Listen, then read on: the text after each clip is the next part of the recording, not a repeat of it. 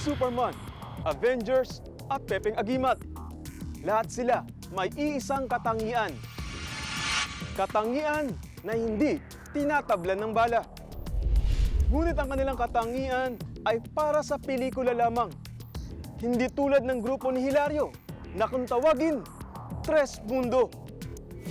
Gamit umano ang kapangyarihan na nagmumula sa araw, tubig at hangin. Nagkakaroon sila ng pambihirang kapangyarihan na hindi tinatablan ng bala.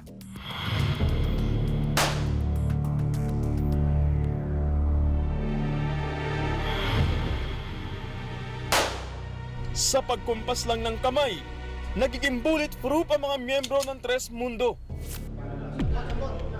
May kapangyarihan din silang taglay upang gamutin ang mga may karamdaman sa pamamagitan ng kanilang magnetic healing. Ang mga kapangyarihang ito ang kayang ipamalas ng mga naging miyembro ng grupong Tres Mundo. May bagay kasi na ginawa ang Ama na binago ng unang panahon, ng panahon ni Jesus at ni Moises. Subalit hindi gaya ni Pepeng Agimat na nagmumula sa anting-antingang kapangyarihan. Ang kapangyarihan ng Tres Mundo ay nagmumula raw sa kalikasan. Ang Tres Mundo, siya yung ibinaba dito sa ating mundo ng mga tao. Gawa ng spiritual ng araw, hangin, tubig. Siya ang aming kinikilala bilang, kaya siya ay binuo namin sa salitang Tres Mundo. Si Tres Mundo Hilario, siya ang pinagmulan ng grupo. Si Tres Mundo ang kinikilalang sugo ng kanyang mga miyembro.